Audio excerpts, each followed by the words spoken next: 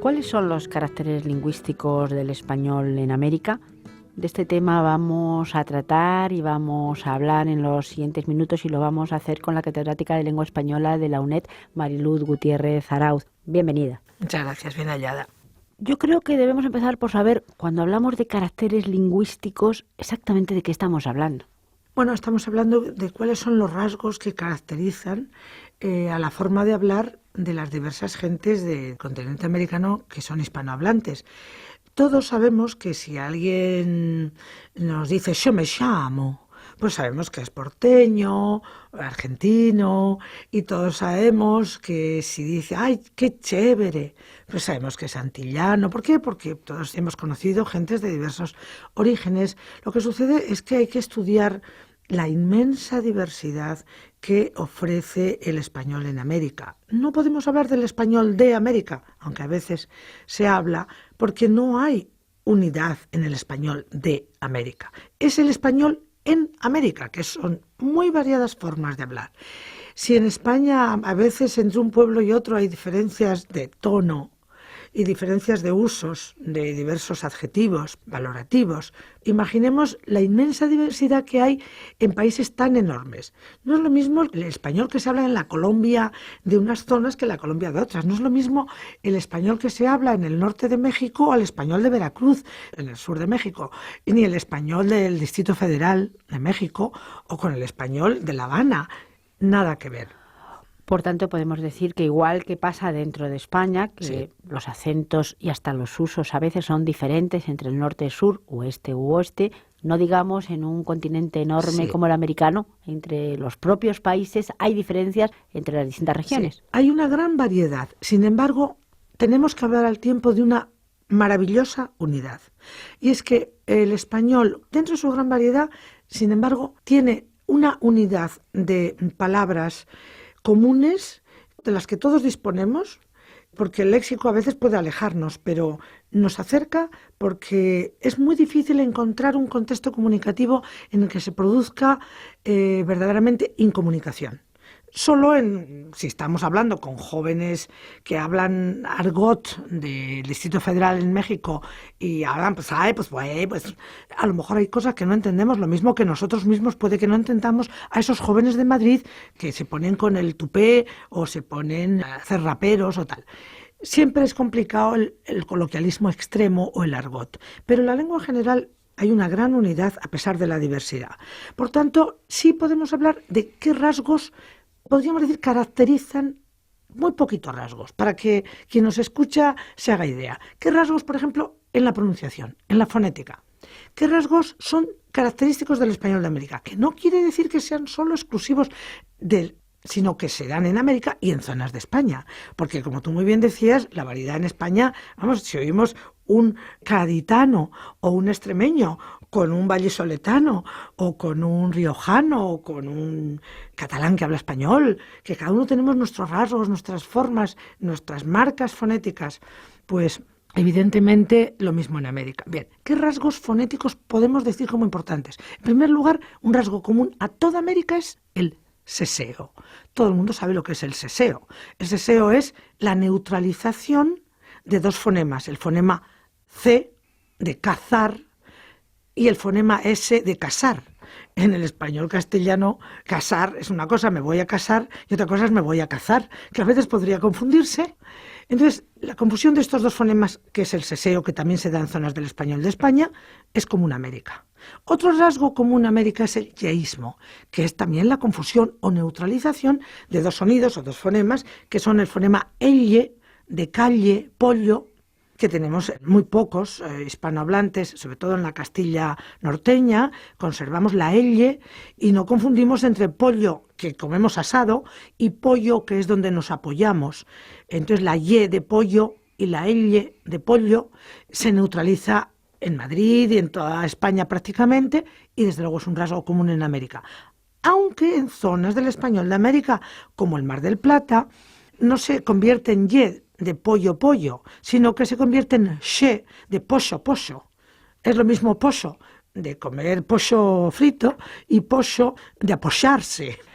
Son rasgos fonéticos que caracterizan, digamos, el español en América. Habrá muchos otros que también sean diferentes. Sí, caracterizan el español de América, pero evidentemente un cubano nunca diría yo me llamo, ni un porteño o un argentino diría óyeme mi hermano, ¿qué tú dices?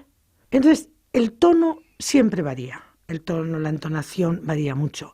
Varía algunos rasgos de colocación de palabras gramaticales, pero entre lo que sí, otro rasgo, además del yeísmo y el seseo, que es común, porque el yeísmo y el seseo son comunes a todos, salvo ese sonido porteño que se llama rehilamiento, que es el rehilar, el exagerar la she y hacerla como la she de muchacho en Andalucía, la niña chica, el muchacho. Esa she, que es dialectal en Andalucía, es el mismo sonido que tienen los argentinos en yo me llamo, que dicen yo me llamo, o yo me llamo, si es en el norte. Pero hay un tercer rasgo que es común también a América, que es que la S, que cierra sílaba, de estos, no se pronuncia totalmente igual. O bien se aspira y se dice esto, como en zonas de Andalucía o Canarias, o bien se pierde directamente, se elide y se dice esto, como también en zonas de España, lo mismo en América. Así que esos rasgos son absolutamente comunes. Y también, yo diría nada más por decir otro rasgo, que es la confusión entre la R y la L que vemos en Andalucía cuando decimos arma mía, mi arma, que quiere decir mi alma, alma mía, mi alma, la R y la L, que cierran sílaba, eso podemos encontrarlo perfectamente en Antillas y en algunas otras zonas. Por ejemplo, los de Puerto Rico dicen que son de Puerto Rico, Puerto, la L, la R se confunden. Verdaderamente también, como hablábamos antes, dependiendo del país, y en países que son grandes y a lo mejor otros no tan grandes, también hay diferencias entre unas regiones a otras. Yo, Sí. por ejemplo, siempre recuerdo que los cubanos de La Habana prácticamente pronuncian la L, sin embargo hay otros cubanos que dicen, no, nosotros pronunciamos una R perfecta, la R la pronunciamos. Esos son los de La Habana. Un poco como también decimos aquí. Claro, digamos que en La Habana son más normativistas dentro de lo que cabe. Ahora, si vas a Santiago de Cuba, que está en el oriente, yo he estado en 3 ocasiones, una semana cada vez, la N que cierra las sílabas nasaliza y hablan como hablan nasalizando de una forma preciosa, por cierto, pero muy diferente. Entre ellos se distinguen rápidamente. Como un colombiano de Medellín no se confunde con uno de Cartagena de Indias o de Bogotá, etcétera, etcétera. ¿Y en cuanto al léxico? Bueno, en cuanto al léxico, por un lado es muy interesante que en las diversas zonas de América, como han sido bilingües con lenguas amerindias, algunas de las palabras de esas lenguas amerindias que han entrado en el vocabulario común de todos nosotros, como entre otras muchísimas, barbacoa, piragua, cacique, maíz, bohío, guateque, sabana, magüey, tantas palabras del uso común, porque no olvidemos que ese mestizaje que tuvo el español con el árabe desde el siglo VIII al XV, a partir del XV lo tiene el mestizaje del español con las lenguas amerindias.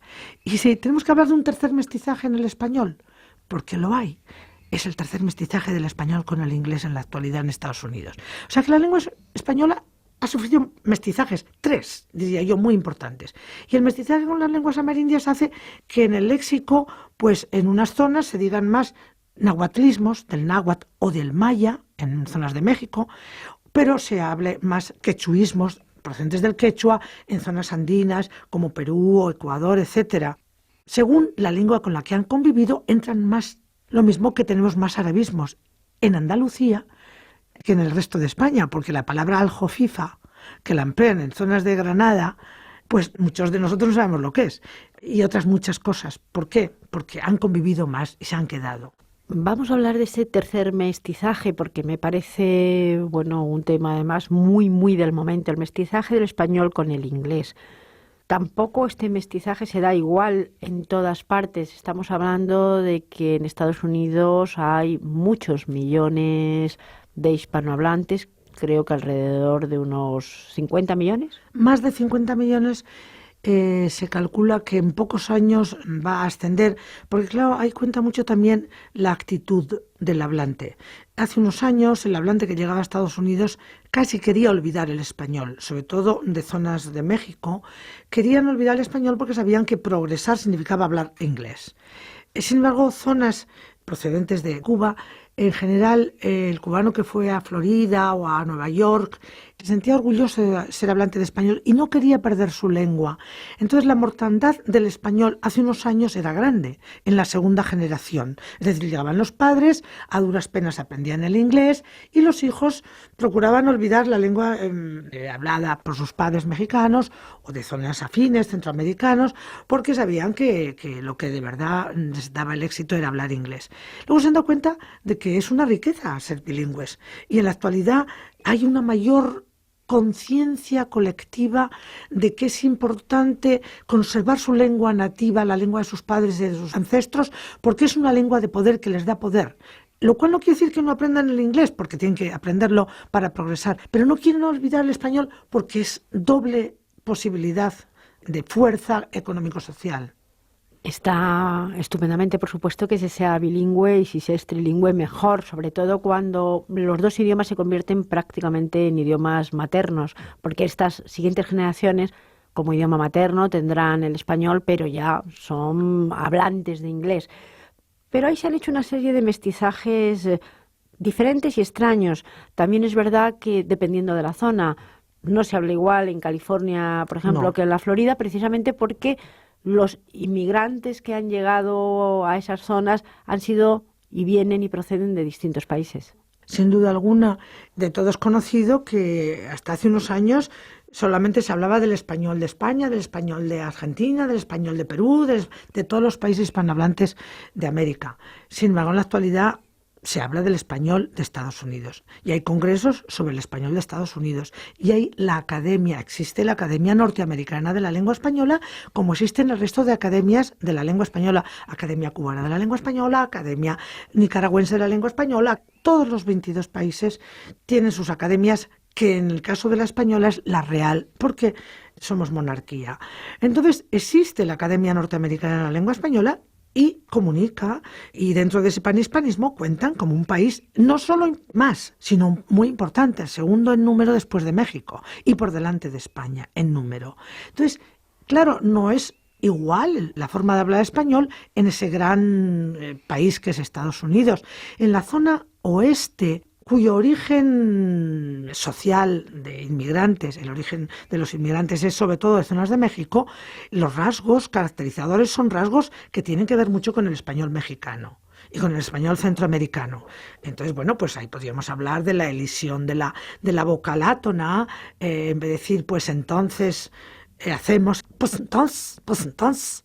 Eso que lo puedes encontrar en el Distrito Federal se puede encontrar en zonas de California. ¿Por qué? Porque tiene rasgos lógicos de origen mexicano. Sin embargo, en el este, en zonas de Florida, Nueva York, etcétera, los inmigrantes han sido sobre todo puertorriqueños y cubanos.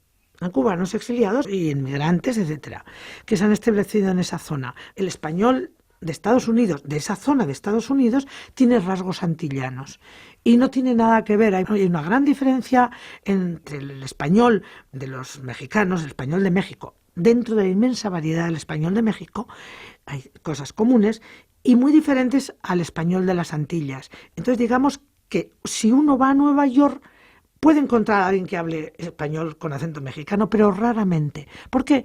Porque si yo vivo desde hace años en Nueva York, aunque hayas nacido en México, pero vivo en Nueva York y todos los que oigo hablar español en Nueva York tienen acento antillano, lógicamente me voy a meter en eso, me voy a contagiar de eso y es lo que nos pasa. Cuando llegamos allí, rápidamente hablamos con ese acento.